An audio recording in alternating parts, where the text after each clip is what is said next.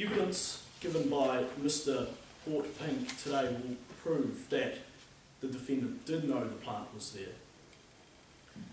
He will tell of his experience with the defendant.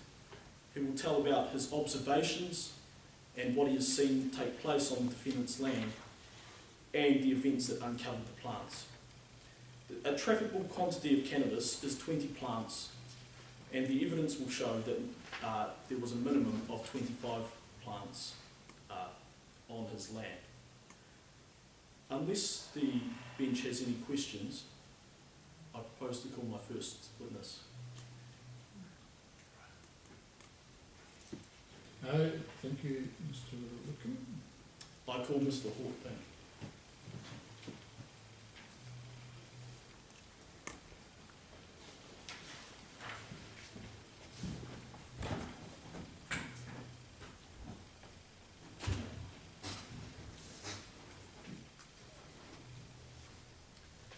Could you state your name and age for the court? My name is Harris Pink. I am 53 years old. And your address? I live at 568 Leslievale Road, Leslievale. And what do you do by way of work, Mr. Pink? I work as a police officer in Kingston. How long have you been a police officer? A long time, 30 years or so. And what have you done as a police officer? Which areas have you worked in? I'm currently working in the normal police force, but in my late 20s I had around 5 years in the drug squad. What sort of work did you do whilst you were in the drug squad? Investigating drug matters. And what is your job now? I'm just currently a normal policeman in the Kingston office. And what does that involve? Random breath testing, noise complaints about parties, paperwork, investigating burglaries, taking witness statements, canvassing for witnesses on any serious crimes. How has your experience in the drug squad been relevant to your job today? Well, it's made me acutely aware of the smell of burning cannabis due to having attended disposal burns, I guess you'd say. How often would you deal with drugs in your job? Currently? Currently. On occasion, you get the smell of drugs when you're trying to quieten noisy parties down. I'd like to turn and talk to you about your relationship with Mr. Joseph Peter, the defendant. How do you know him? Well, we've been neighbours for the last few years since he inherited his property from his grandmother. He did spend a fair bit of time at his grandmother's house before inheriting. So how long would you have known him for? Wow, many years, I guess, since he was younger. How regularly would he visit his grandparents? He just spent a fair bit of time there. Yes, a normal amount for a kid. What would he do whilst he was there? I really don't know. I'd like to talk to you about the layout of your property and the layout of Mr.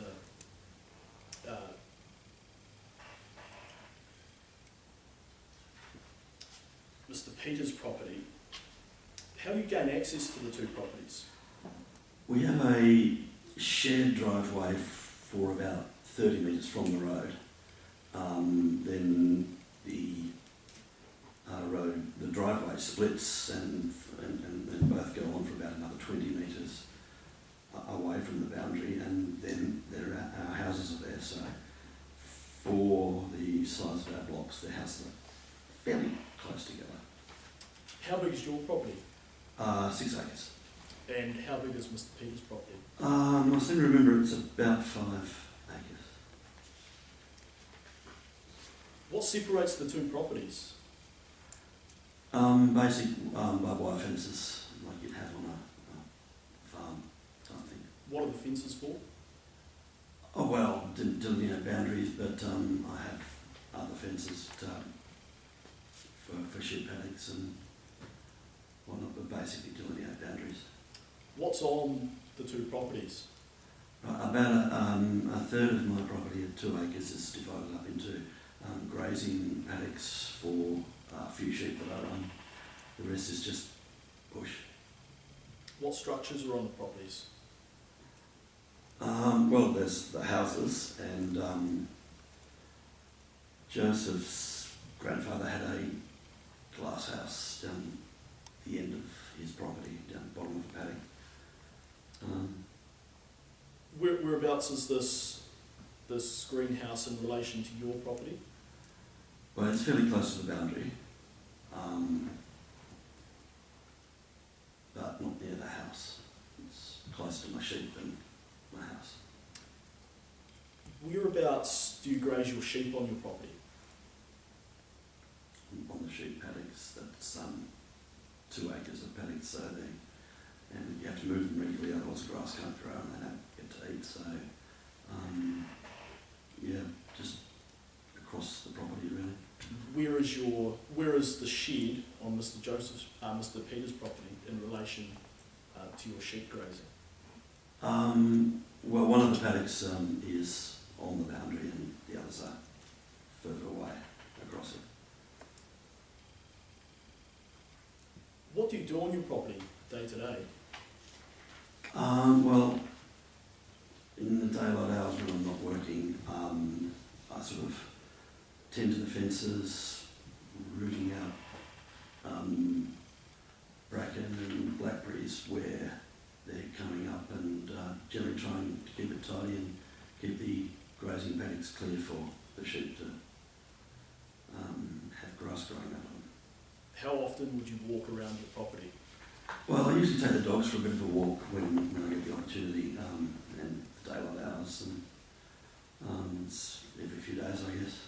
Whereabouts would you predominantly walk then?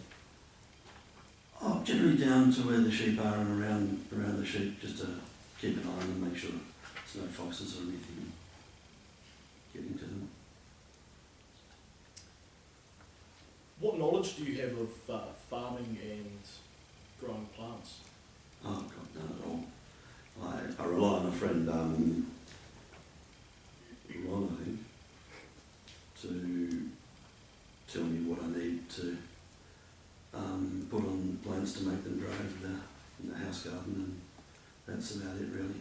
The wife takes care of the flowers and stuff. Mr. Hawke-Pink, I'd like to talk to you about the events of July 2015. Mm-hmm. What did you start to notice? A lot more traffic coming up the driveway and going into Joseph Peters' yard or house. What sort of traffic? Well, there were loud cars. At one time there was a Volkswagen full of hippies that broke down. They asked my help to get it started again. Excuse me. And there were a lot of trucks coming in at all hours. What sort of trucks? Big trucks. What were they bringing? I couldn't tell you that. I didn't see what they were delivering, but I know that the trucks were there because my dogs would bark and wake me up at night and just draw my attention when I was there during the day. Then what did you think about all this? I thought it was odd because there didn't seem to be any major landscaping or renovation or something going on at the time.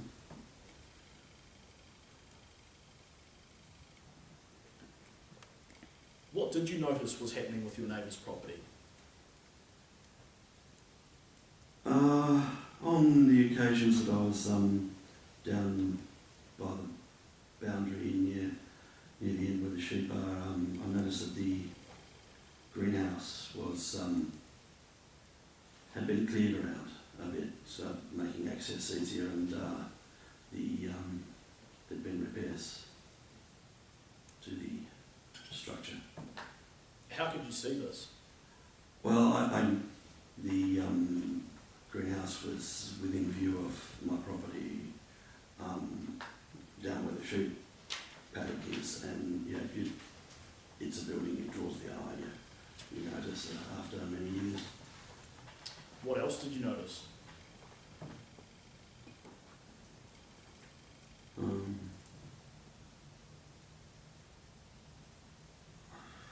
No, I can't say.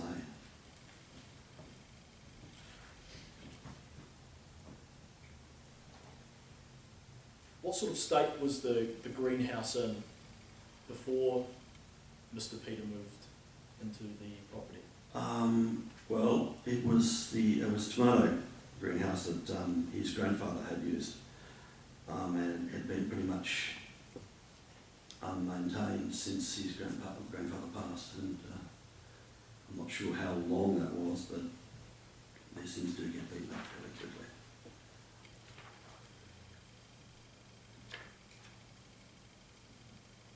What sort of change then did you notice after these trucks arrived in July to the greenhouse? Well, as I said, it had been somewhat repaired and access had been cleared. What was the greenhouse made out of? Probably obscured glass or plastic, obscured plastic Yeah, sheet. Yes, expressing an opinion as to what it was probably made out of rather than what it was made out of. it's a commonly known fact, isn't it, Mr. Bigwood? Yes, Your Honour. Thank you. You were saying what it was made out of? What I thought it was made of. That generally, that's the case.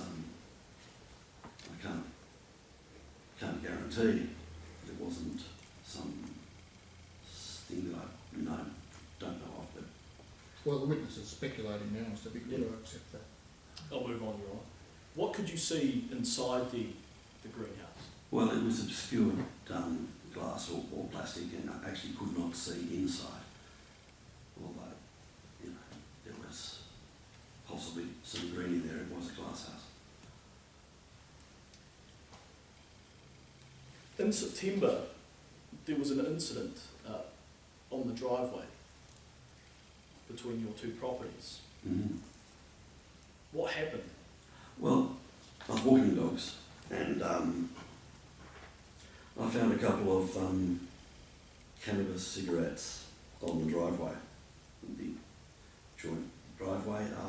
I wasn't entirely surprised because that was just a week after, or so after, the hippies had needed help with their Volkswagen.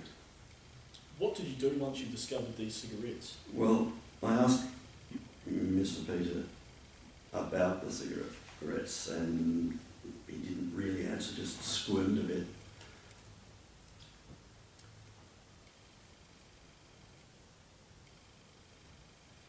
What did he say to you? Nothing that I can really remember, but it just made me a bit suspicious. That's all from him. How did he react? He was nervous, squirmed a bit, as I said. Your Honour, I think the witness is offering an opinion as to the mind and the feelings of another person. Well, the last question and the question before were leading questions. What did you say to, what did he say to you when the witness had previously only said that he squirmed a bit? It's clearly a leading question. Just go on.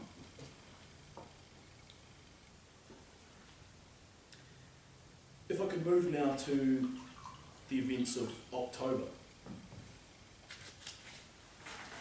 where Mr. Peter consulted you about a possible burn-off. Yes. What happened? Well, Mr. Peter knocked on my door and told me that he was going to be doing some controlled burn-offs to get rid of excess scrub. It's been a pretty dry winter, and I thought and agreed with him that it would be the best to get it done before the fire season hit. What did you say to him? Objection, Your Honour. What's the basis of the objection? We're saying, what did you say to him without establishing if anything was said? Yes, you could phrase it differently, Mr. Whitcomb. What was said in the conversation? Well, I did agree that it was best to be done. Fire's not good for anyone, and that's about it, really.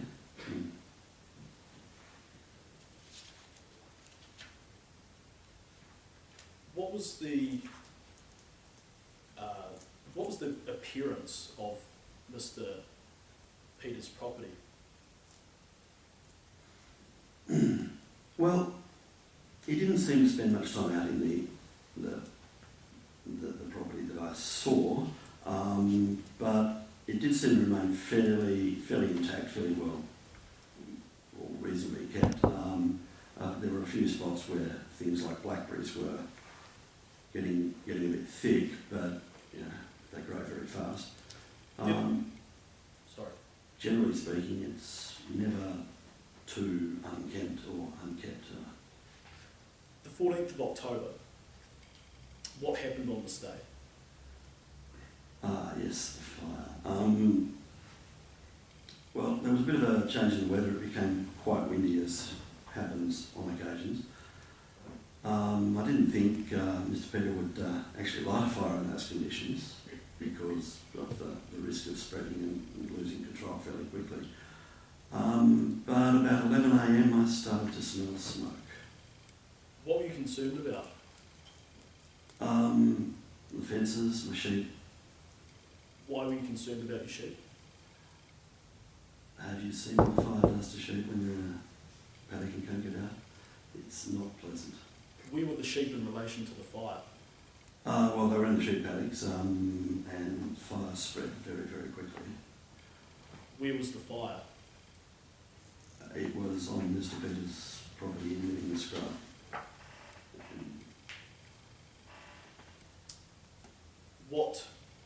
What did the fire burn? Scrub, grass.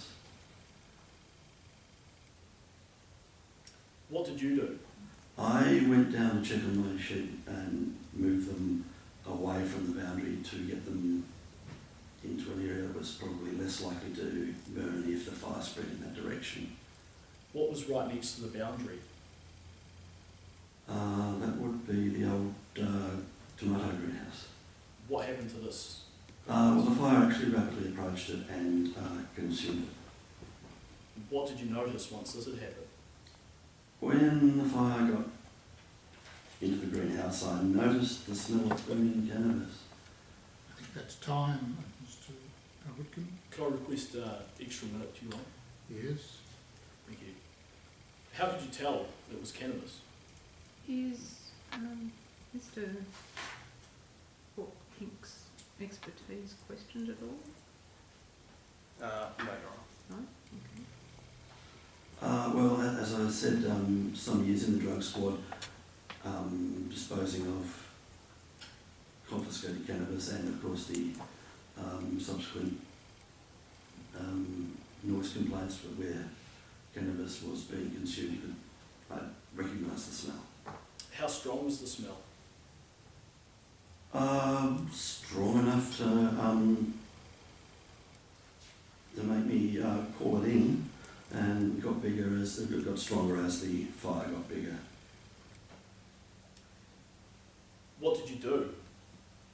Well, I decided to I think that's your minute, Mr. Whitcomb. Request another minute, you want? Yes. decided to call the radio room and inform the police station that I felt there was cannabis burning there. How long did the smell last? It hung around the valley for at least a week, and occasionally you still, a while after, you would still get hints of the smell. Thank you, Mr. Hawkman. No further questions. Yes, thank you, Mr. Whitcomb. Mr. Bigwood.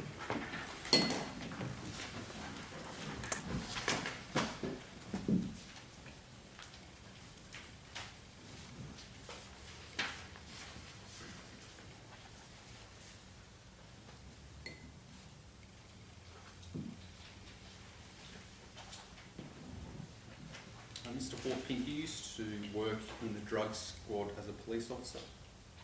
Yes, You now no longer work in the police's drug squad. that's right. You worked in the drug squad for 5 years. Yeah, 5 years, around that. You are familiar with drugs. As familiar as a policeman gets when he's working in the drug squad, I guess you'd say. Would you answer yes to that question? You are familiar with drugs. Yes, You know the laws relating to drugs. yes, You know that if drugs are found on a person's property, then the police proving that that person was in possession, they don't have to prove. It's actually the person who is in possession that has to prove that they weren't in possession. Are you aware of that? Yeah. You're right. Object on the basis that the question's confusing. I couldn't understand it, and I'm not sure how the witness could be expected to understand that. Yes, well, I didn't have any difficulty understanding the question. Perhaps you could just ask it again, though, for the witness's sake, Mr. Bigger. You know that if drugs are found on a person's property, it's presumed that they are in possession, and it's the person who is in possession who has to prove that they didn't have knowledge. yes, And you know that because of your familiarity with drug laws as a police officer. yes. Okay. So if one was wanting to avoid prosecution, it would be smart to grow the drugs on a property that's not your own. I guess so. Now, you said that you used to work in the drug squad, Yes, and you were there for 5 years, yes, and it wasn't your decision to leave the drug squad. no, You were made to leave the drug squad, yes, and it was the police force's internal management that made you leave the drug squad. yes, And that was because you engaged in misconduct. no,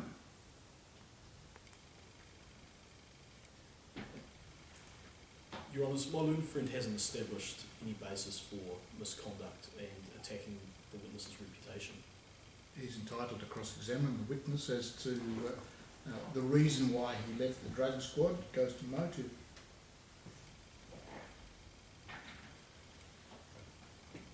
Well, perhaps, Mr. Hawpink, if you want to explain why it is that internal management made you leave the drug squad. I think that's a question that's best directed to internal management. I wasn't told. Just answer the question, Mr. Woodpink, if you know. I wasn't told. In July of 2015, lots of people were coming onto Mr. Peters' property. That's a statement. It's a question, is that true? Oh, yes, Now, they may sound like statements, but they're all yes or no questions. Your dogs didn't like the people coming in? they didn't like the delivery truck people, and let's face it, if dogs don't like someone, they can't be good. That ties into my next question, and it was because your dogs didn't like them that you didn't like them. I didn't like being woken up at all hours because they were turning up and causing my dogs to bark.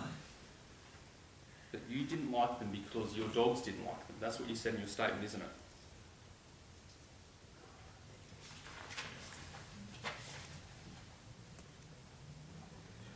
No, it's not.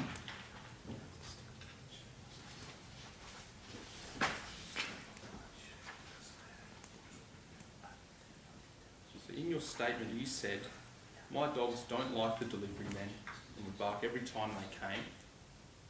They didn't usually bark for other visitors. This made me suspicious to the core. Yes, it made me suspicious. It didn't make me not like them.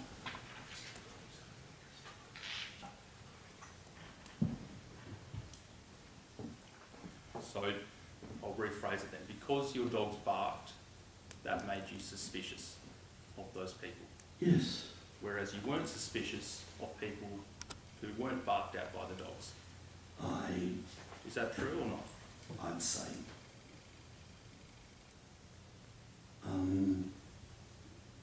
Not as specifically. Would you agree that it's irrational to be suspicious of people entirely based on whether or not a dog barks at someone? No, You think it's rational? I think it's perfectly rational.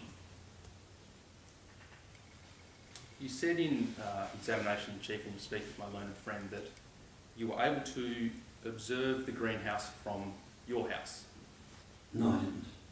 You didn't say that. No, I said I could observe it from the sheep paddock near the greenhouse.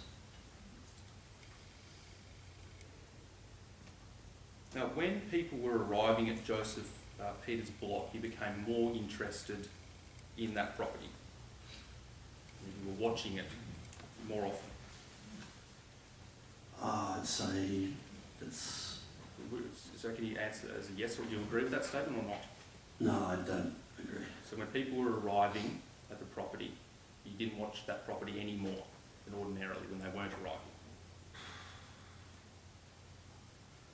Possibly a little, as is fairly natural for neighbours. So perhaps I'll ask the question again. When people were arriving at Joseph Peter's block, you became more interested in that property? A little, yes. Is your answer yes? I guess so. Seems.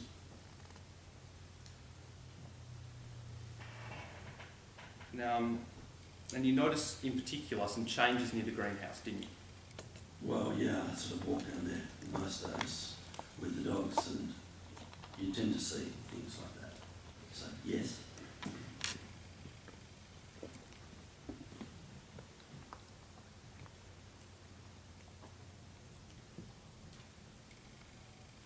And it was the greenhouse that you were particularly observant of, wasn't it? That was the thing that had the most changes, so yes. I put it to you that it wasn't because it had the most changes, it's because you knew that there was cannabis in there. That's why it took your interest. No.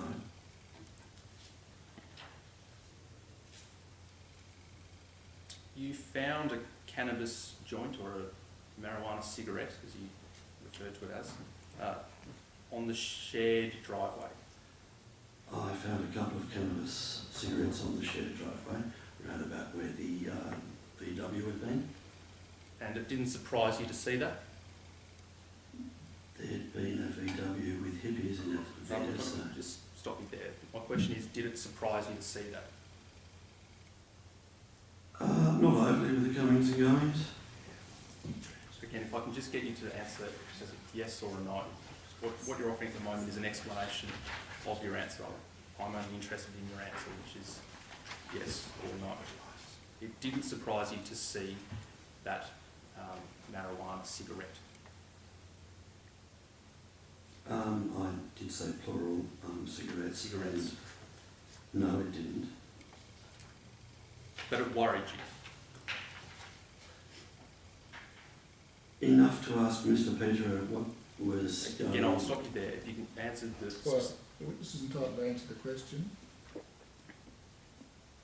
My question was whether it worried him not. All right. Why worried him? You're saying the answer is not responsive. Yes, Your Honour. Thank you. Go on. No, it didn't worry me. It didn't worry you. It made me suspicious, and it made me ask Mr. Peter about them, but I didn't worry. So there was no concern at all. Well, given that it's an illegal substance, there is Again, if I can just get you to answer the specific question. Are you saying that it didn't worry you at all? worry and suspicious are different things. Come on. And I'm asking you, did it worry you? Not overly. That's neither a yes or a no. Did it worry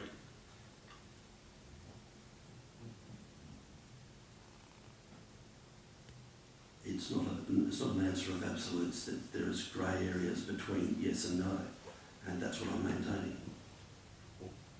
Something either worries you or it doesn't. Now, I think maybe I'll ask the question one more time. How about you rephrase it? I don't think it can be rephrased I think it can. Simple. Well, just answer the questions, Mr Hawke-Pink. It's a job to tell council to do.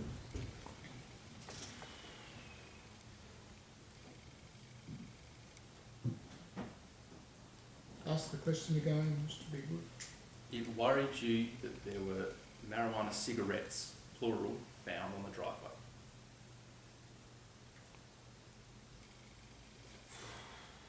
More yes than no. Your Honour, perhaps at this point, if you are able to direct the witness to answer the question as I've asked, as either a yes or a no. I think you should move on. I mean, you can't require the witness to answer yes or no to a question which involves the distinction between worry and suspicion. I put it to you, Mr Hawke-Pink, that it worried you because you thought those people had been inside your greenhouse and had found your cannabis. It's not my greenhouse. It's not my cannabis. So no, I'm not worried about that. So Mr Peter did a burn off of his property after speaking to you? Apparently yes, because there was a fire. I'm not sure what you mean by apparently yes. You either spoke to him or you didn't. He spoke to me that he was going to do a burn off, yes. And the burn off occurred subsequent to that conversation. Yes. You both agreed that it was sensible, given the risk of fire, to do that burn off. Yes.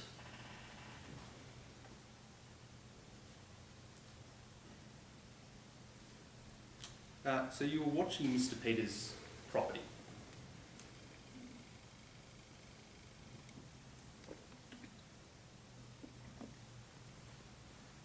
Yes, in as much as it's right next door. You were sort of keeping an eye on it. Given that my suspicions have been aroused, yes. So you were paying it a significant amount of attention. I wouldn't call it significant, no. A fair amount of attention. I guess so. And despite watching the property with a fair amount of attention, as you say, you seldom saw Mr Peter in the paddock. He probably didn't go down the paddocks a lot. My question is, despite watching it with a fair amount of attention, you seldom saw him. Yes. And the greenhouse is at the bottom of the paddock, away from his house. And away from mine. That's not the question I'm asking, but away from his house. Yes. You were aware that Mr Peter works at night? I don't know him that well. There's no one else on his property? Not that I'm aware of. I'd suggest to you that you use the time that Mr Peter's at work to visit the greenhouse. Why? I'm not sure I'm asking you a question. Why would you suggest that? That's my role, to cross-examine you. Now, your role is to answer the questions. Mm-hmm. So you use the time that he's away at night to visit the greenhouse. Is that true? No. When the fire started, you became concerned for your sheep. Well, yes, it was quite windy. Again, if you can just answer with a yes or a no. I understand that maybe it's frustrating to not be able to explain your answers, but that's what examination in chief is about. I'm testing what you've said. And you noticed that the fire was headed towards the greenhouse. I noticed that the fire was heading towards my property. Again, if I can stop you and get you to answer the specific question. Did you notice that the fire was headed towards the greenhouse? Given where its position, yes. Yes. And your sheep were not next to Mr Peter's greenhouse at that time. They were in the paddock adjacent to the boundary. The sheep graze on the other side of the property, away from the greenhouse. Oh, I'm glad you know that. Do you agree with that or not? No. And there were hundreds of metres apart. There was hundreds of metres of distance between the sheep and the greenhouse. You think? No. You were more concerned for your sheep in Mr. Peters' greenhouse? Yes. You smelt burning cannabis coming from the shed? When I was moving my sheep away from the boundary, yes. And that's because you ran to the greenhouse where the cannabis was and not to your sheep. Do you No. agree with that? No. The greenhouse is near your property. Yes. Do you know that Mr. Peter had inherited the property from his grandparents Yes. and that the greenhouse was used by Greg before he died? Yes. And you knew that the greenhouse was abandoned, derelict. It certainly looked that way. Cannabis plants belong to you. No. No further questions, Your Honours.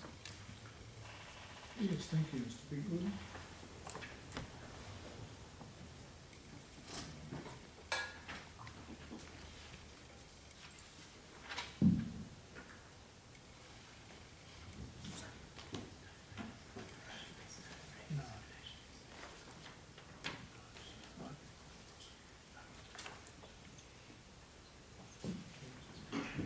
Is that your only witness, Mr. Whitcomb? Yes, Your Honour, that's the case for the prosecution. Yes, thank you. Mr. Hort-Pink, thank you. You're relieved on the trial. Your attendance is no longer required, but as a member of the public, of course, you're free to remain and watch the proceedings.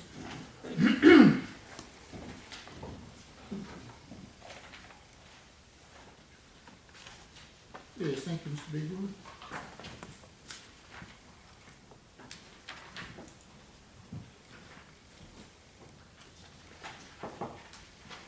The defendant, Mr. Joseph Peter, has been charged with trafficking, contrary to section 12(1) of the Misuse of Drugs Act. We make the appropriate concessions that elements 1 and 3, which relate to voluntariness and the controlled nature of the plant, are not in dispute. However, the defence contests the following elements of the offence. Element number 2, which requires the defendant to have possessed a controlled plant, and also element number 4, which requires the defendant to have also intended to have sold that plant. I note the shifting burden of proof as the drugs are of a trafficable quantity and were found on Mr. Peter's property. Now, by applying the facts of this case to these contested elements just outlined, the defence poses the following factual questions, with each of these questions being critical to the resolution of this case. Firstly, in terms of element 2, which is the possession element, is it established that on the balance of probabilities that Mr. Peters did not have knowledge of the cannabis in the greenhouse? And secondly, in terms of element number 4, which is the mens rea element, is it established on the balance of probabilities that Mr. Peters had no intent to sell the cannabis? The defendant's evidence, together with parts of the evidence we've already heard from the prosecution's witness, will establish that each of those questions is to be answered yes. And accordingly, the court will not be satisfied beyond all reasonable doubt that the defendant is guilty of trafficking. If it pleases the court, that concludes the defence's opening. Yes, thank you. Your first witness? Yes, Your Honour.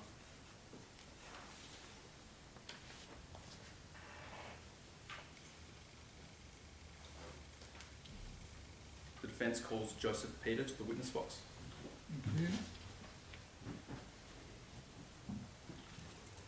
Yes, you can take a seat, Mr. Peter, and make yourself comfortable.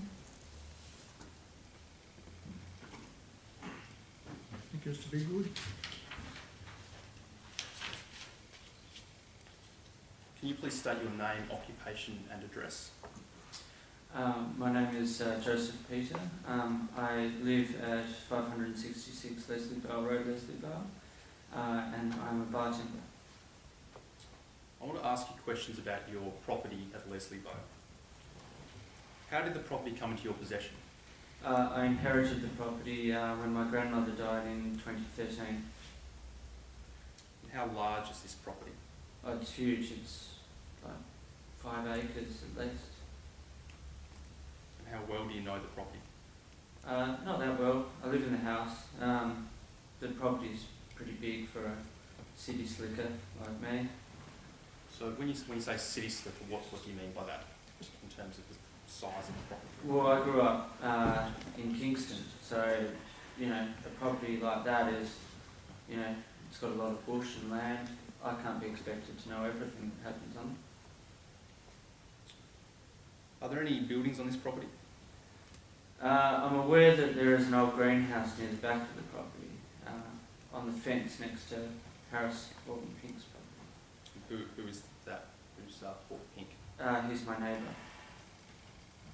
Can you just describe again where you said the greenhouse is near his property? Can you elaborate any further on that? It's on the fence next to his property. What are the origins of the greenhouse? Before my grandfather died in 2010, he used to grow giant tomatoes in the greenhouse. Since then, no one's been down there. So who has used the greenhouse to your knowledge? To my knowledge, no one. I just thought it was, you know, falling apart down there. So have you used the greenhouse? No. Can you describe your relationship with your neighbour, Mr. Hort Pink?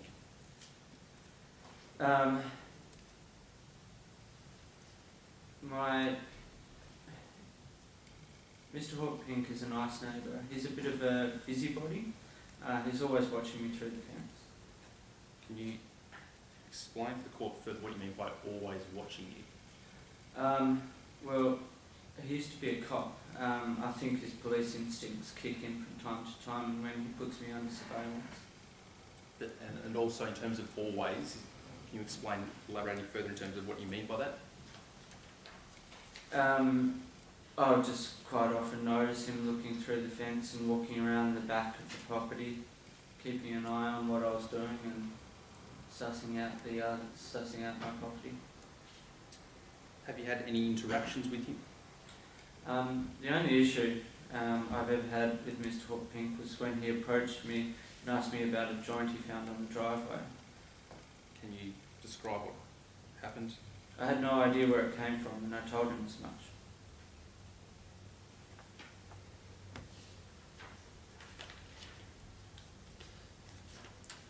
So you mentioned before that you've seen him watching you. Can you describe those times that you've noticed Mr. Hort Pink? Around July, I noticed Mr. Hort Pink walked up and down the boundary fence where the greenhouse used to be. I thought this was odd because I thought he grazed his sheep on the other side of the property. Now, you just said where the greenhouse used to be. What do you mean by that? Well, before it got burnt down. And when you say you saw him walking up and down the boundary, what state was the greenhouse in then? Well, it was still there. There was a lot of blackberries. I could see it because I looked down the property and I can see the roof and the blackberry bushes and clearly his fence on the other side where he was walking up and down.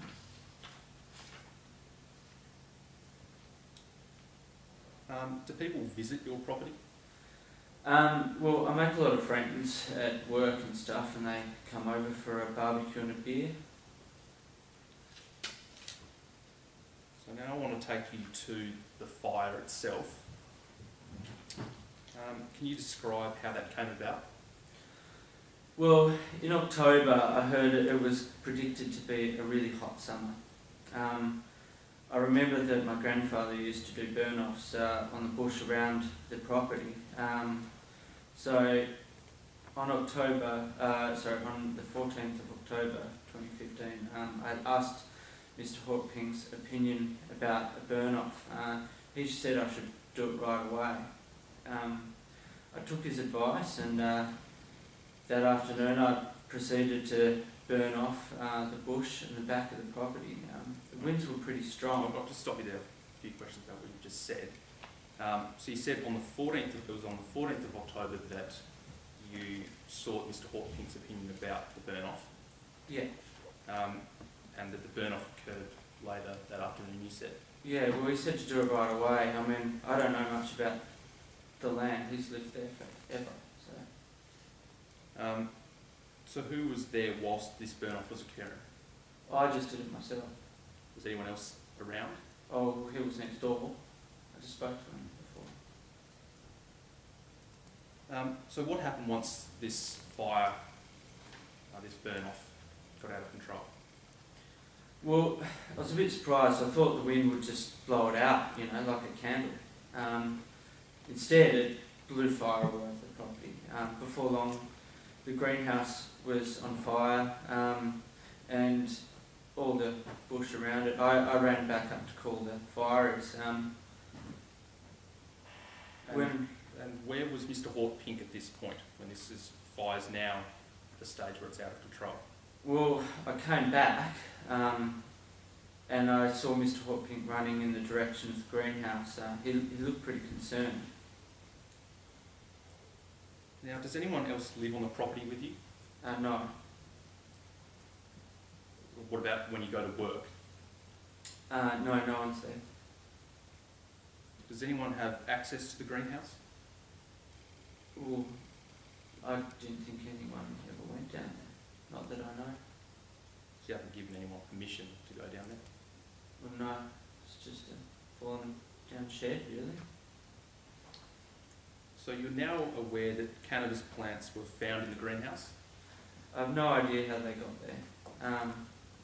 I thought the greenhouse was abandoned after my grandfather died.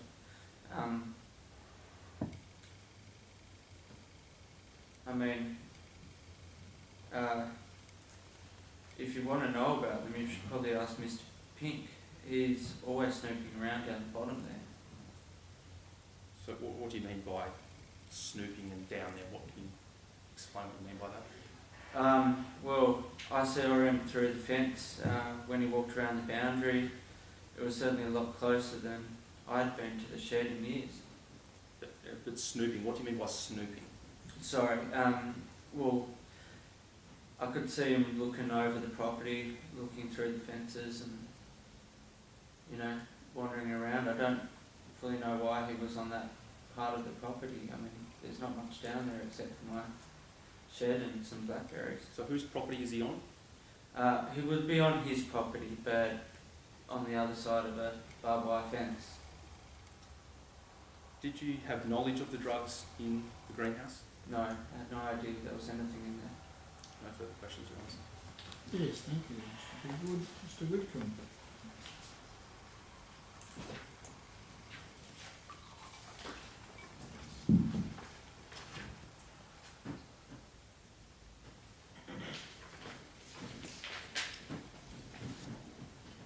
Mr. Peter, you inherited the land from your grandmother, Yes, and your grandfather had died in 2010, yes, and your grandmother died in 2013, yes. and you used to visit regularly your grandmother. Yes, She was elderly, yes, she had arthritis, yes. so you would go around and help her. Go around for tea. You would assist her, Yeah, take out the rubbish. do some jobs for her, Oh, really just cups of tea and scones. but you were around at the property very regularly, weren't you? To the house, yeah. And you knew the house quite well. Yes. She would send you out to do some chores. As I said, just take out the garbage. So you had a fair idea of what the property entailed. Well, yeah, You knew there was a shed, it's my grandparents' property. so you knew the property quite well. As I said, yes. And in the greenhouse, your grandfather had grown tomatoes. Massive tomatoes. So it was quite a sizable greenhouse.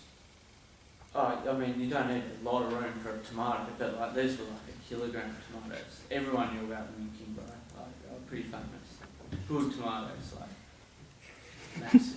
So you knew that the greenhouse was fertile. What do you do? Fertile? I don't think it's had any babies, but It grew big tomatoes. It was good for growing plants. Yeah, that was what greenhouses are for. Plants.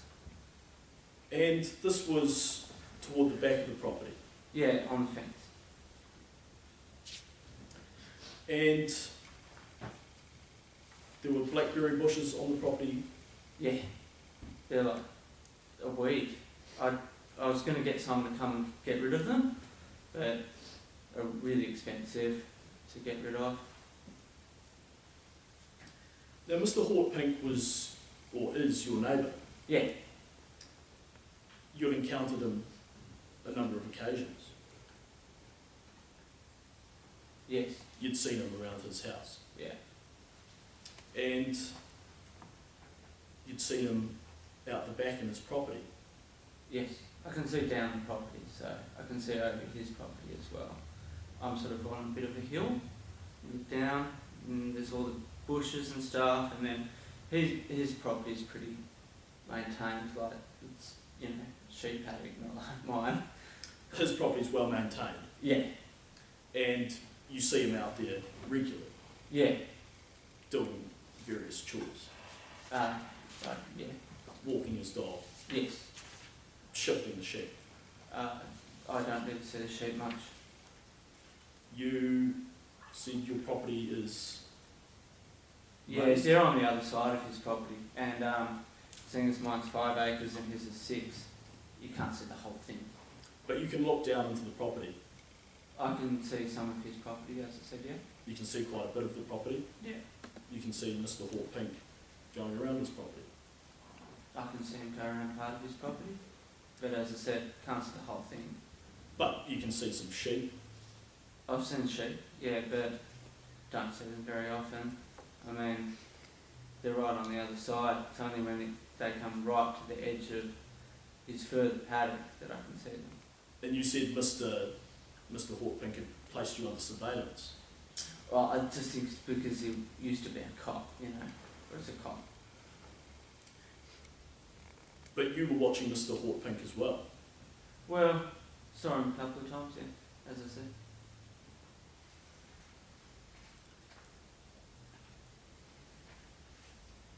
Your grandfather was an avid gardener. Yes, he grew big tomatoes, You said he was a champion tomato grower. massive tomatoes. And you'd gone round to the property while he was alive Yes, to visit him yes, as a child. yes, And you'd seen these tomatoes yes. and you were impressed by them. They were massive, massive tomatoes. And you'd helped them with them. What do you mean? Or you'd gone to the shed. I ate them. They were pretty delicious.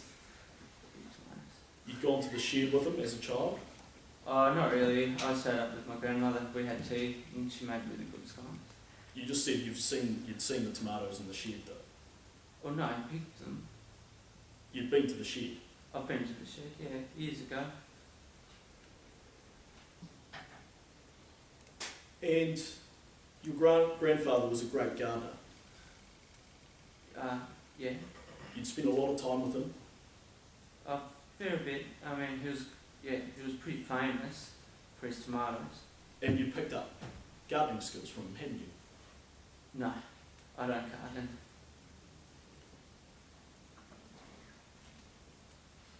Now, you approached Mr. Hortpink to consult him about a burn-off. Yeah, well, I mean, like, he's lived there for years and knows what to do. I just remember my grandfather used to do it. And you remembered, you know, this skill from your grandfather, didn't you?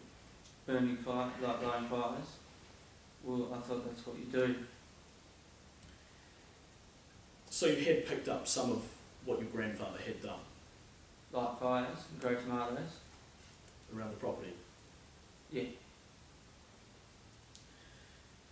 And you consulted Mr. Hortpink about this earlier in October, didn't you? about the lighting of fires.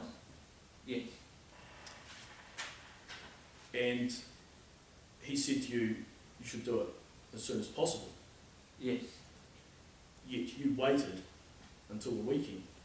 No, On the 14th of October, I asked Mr. Hawking's opinion about the burn off, and he said I should do it right away. You'd asked The winds him, were unusually strong that day, and that's when I lit the fire. you'd actually asked him before this day, In the morning, and then I lit it in the afternoon. and despite the wind, you decided to light the fire, Yes. even though you had watched your grandfather do this before. I'm sorry, what do you mean? You just, I thought the wind would just like blow it out like a candle. But you know, when I'm a kid running around eating tomatoes, and I didn't really do much lighting of fires. I wasn't allowed to play with matches when I was a kid. I'd like to talk to you about the various delivery trucks that have arrived at the property, Yeah, various cars. yeah.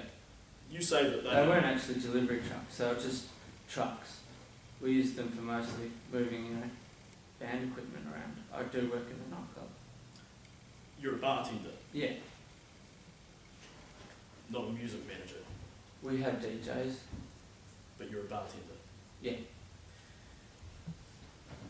And these trucks would arrive at night time. Well, yeah, after finish work. So kind of early morning, really.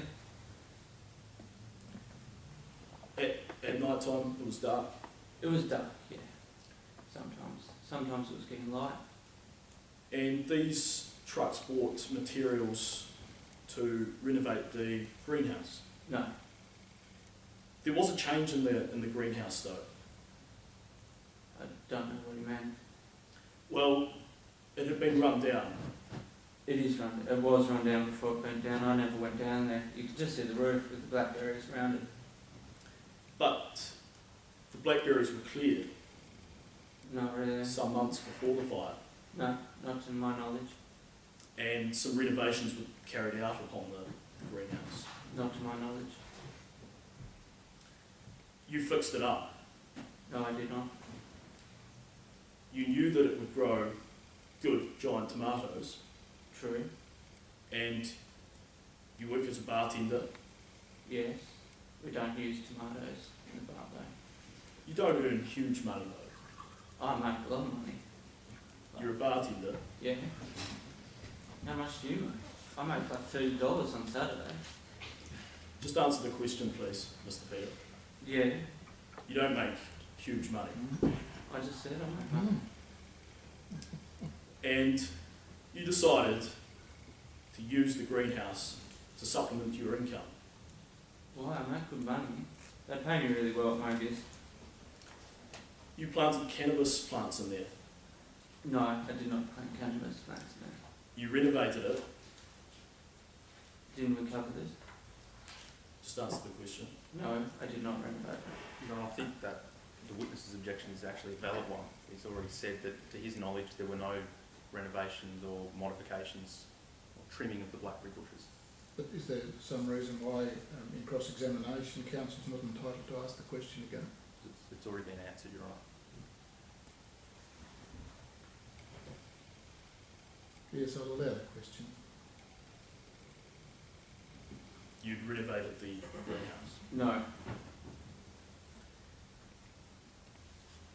When the fire became out of control, you smelled cannabis.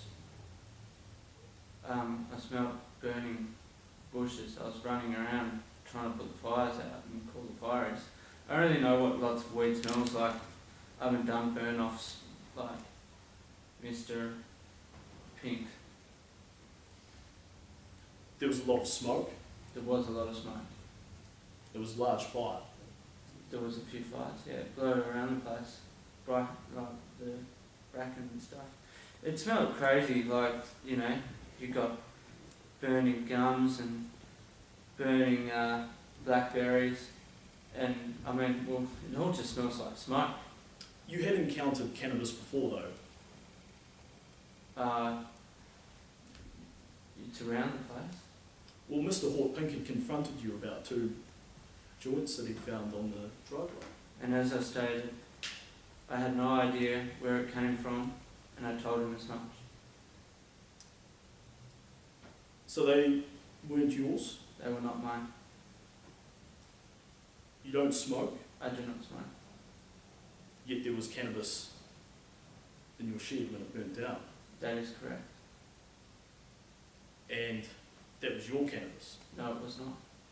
that you grew intending to sell. No, I did not grow it or intend to, or I didn't even know it was there. No further questions. Yes, thank you, Mr. Whitcomb. Court will take a break for 3 minutes.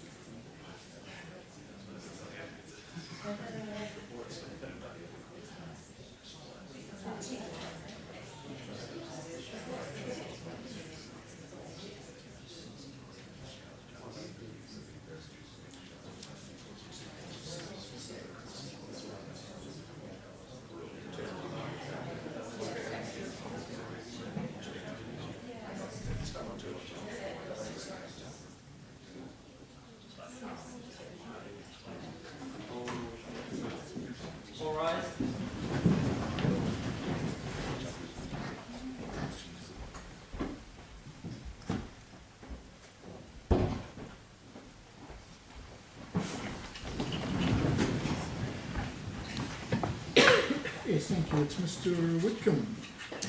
Yes, Your Honour.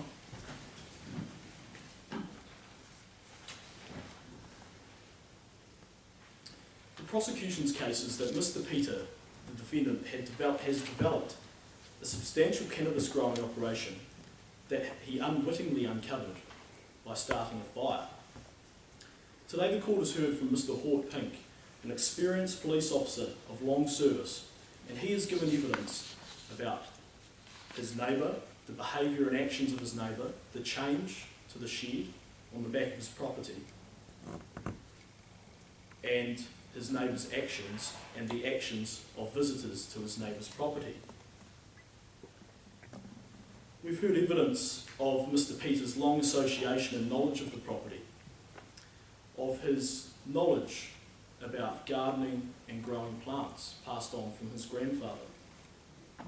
We've heard of various deliveries at night time under the cover of darkness, and the changes to the shed with the clearing of the blackberries and the repairing of various parts of the shed on Mr. Peter's property. Mr. Peter's defence is that he didn't know anything about this, and for all he knows it's Mr. Hort Pink's cannabis, which is absurd considering Mr. Hort Pink's experience and long service as a police officer. The key issue is, did Mr. Peters possess the cannabis? Under the law, he is presumed to possess the cannabis unless he can show on the balance of probabilities that he didn't know about it. Mr. Peters knew the property. He had maintained the shed and renovated it, as Mr. Hort Pink told us in evidence.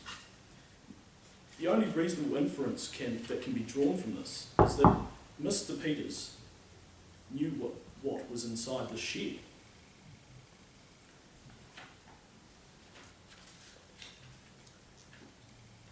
The volume of the smoke and the lingering of the smell shows that there were more than 20 cannabis plants present in the shed, and therefore constitutes a trafficable quantity of cannabis.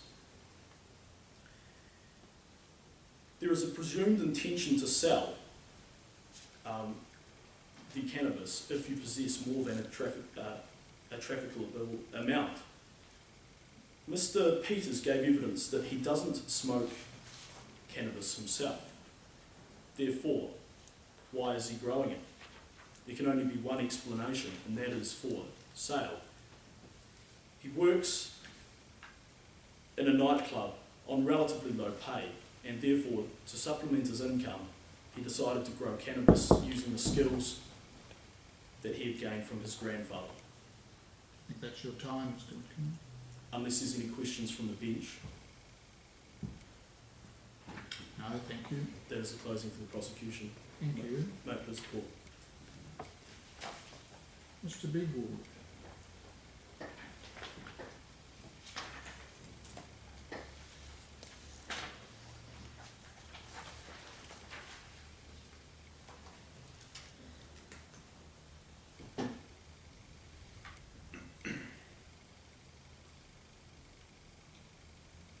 As was outlined in the opening, this case is ultimately about two contested elements, and they are possession and also the mens rea element, which are the second and fourth elements respectively. And in that opening I phrased these contested elements as questions of fact that would be critical to the resolution of the outcome of this case. And these questions will now be considered and answered in light of the evidence that this court has heard. Now, the first question I asked was relating to element number 2, the possession element. Is it established on the balance of probabilities that Mr. Peters did not have knowledge of the cannabis in the greenhouse? Now, it's the defence's submission that this is to be answered yes, for the following reasons. The property is 5 acres. The greenhouse was at the other end of the property. That greenhouse was largely abandoned. And it's also implausible that Mr. Peter would have placed his 25 cannabis plants at any form of risk whatsoever if he had knowledge of their existence, a valuable commodity. Mr. Hortpink said that he watched the property of the defendant, Mr. Peter, very closely, yet said that he seldom observed him in the yard or in the paddock, which is consistent with the defendant's evidence. And we also heard that Mr. Hortpink ran with a concerned look on his face to the greenhouse when the fire started. And it was his evidence that he in fact tended to his sheep, and it was only some time after that that he went to the greenhouse, but I ask that Your Honours reject that outright. And we also heard that Mr. Hortpink was snooping around the greenhouse, and he said it was the greenhouse that was of the greatest interest to him of any other part of the defendant's property. Perhaps, Your Honours, if I seek to have an extension of time. Yes. Thank you, Your Honour. And also critical was the evidence we heard from the prosecution's witness that he's a person with knowledge of drugs, having worked in the drug squad, the police section, and he also admitted that he's familiar with the laws relating to drug possession and drug trafficking, and agreed with my statement that it would be smart to have the drugs on someone else's property, given the shifting burden that we are today facing. So, one further point I'd make about Mr. Hortpink's evidence is, to the extent that the Crown relies on the evidence of that witness, I ask the Court to consider the credibility in light of the fact that he was required by internal management to leave the drug squad. And in terms of the second contentious element that was asked, then that follows that there was no intent to sell because there was no knowledge. The two relate to one another. And it's on this basis, Your Honours, that the defendant is not guilty of trafficking a controlled plant. And if it pleases the Court and there are no questions, that concludes the case for the defence. Yes, thank you, Mr. Bigwood. Yes, very well. Well, the Court will adjourn for 10 minutes. As everyone knows, we don't announce who wins, we don't announce the scores, but we might, if we're given 10 minutes, be able to offer counsel some feedback. Thank you, we'll adjourn.